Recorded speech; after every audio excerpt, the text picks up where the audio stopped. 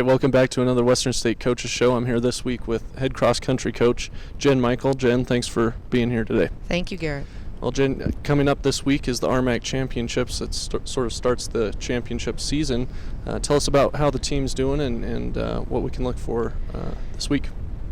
The men's and women's teams are actually looking really pretty strong. Our men's and women's are both ranked top 10 in the nation.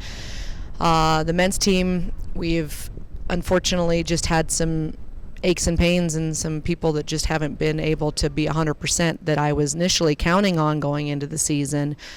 But we've had some people stepping up. And so having some young men like Kyle Lewis and Marcel Such and Jacob Becerra being able to put themselves in position to do well in the conference championship is really helping the men's team, and we've got some others that have been knocking on the door, and it's just been an evolving group. So getting down to our 9 this week is going to be a little bit challenging, but it's an exciting option that even if we have 3 or 4 people that we were counting on not being 100% in there yet, and a couple more that we're hoping to have ready in a couple weeks, is some good thing to have some strong depth as we go into conference.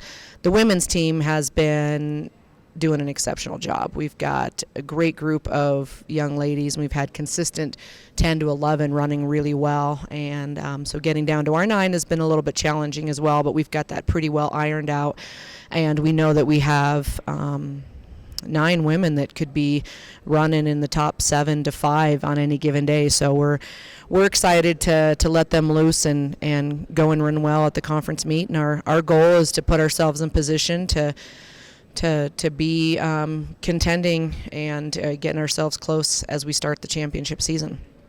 And the women's team has really done a great job this season. They won the Tiger Open, finishing ahead of Adams State and number 2 ranked Adams State.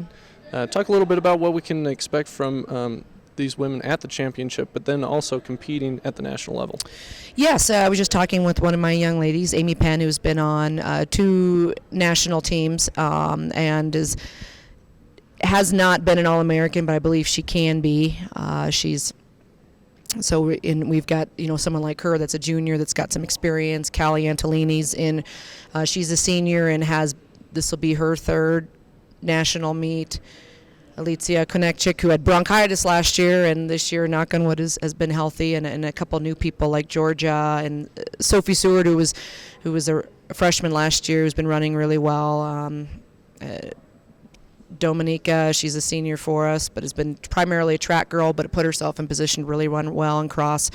We went to Hayes, and that was the first time we really had a full women's group, and Adams didn't run a couple of their gals, so we knew that on that day we beat them, and that's what matters. But going to conference meet, they're going to have a couple more women that we didn't see, so we're going to have to step up if we're going to have a chance to compete with them, but we believe that we can, and the conference meet is going to set the tone for how we do, and if we can compete with Adams, we know we can compete with anybody in the NCAA, and so we're definitely excited to have a go of it.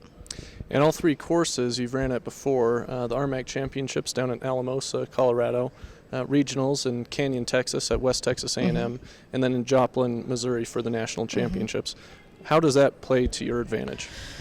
Well, we actually haven't been to Alamosa in about 4 years, but obviously I know the course, and being close to home, it's great to have the rest of our team to be there, and a lot of our family and fans and alum to be there to support is a good benefit to go into the conference championship. Now we go to Canyon, Texas. It's a little bit of a drive, but we were there 2 years ago and ran pretty well.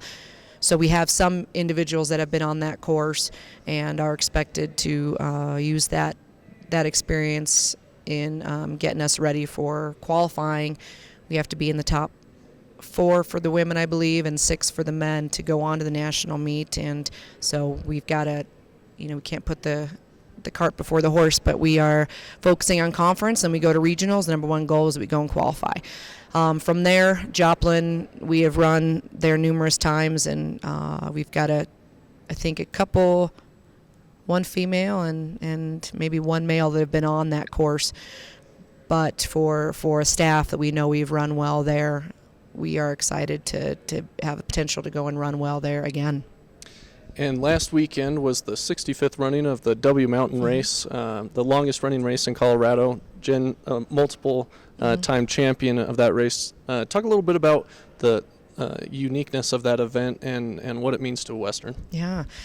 Well, we were just looking at the video yesterday. The RMAC had given a camera to Robin Butler, and he's an 800 runner. I knew he'd kind of be mid-pack of the race, and I almost got car sick watching him run it because I sped it up because you don't want to watch someone run and breathe hard for 3 miles. It's 2.6, 2.8 miles up the backside. It's a challenge, and it's a great tradition, but that's a fun video to check out. It's on, I don't know if it's on the RMAC or they just sent it to us, but we put it up on our Western Track link on Facebook.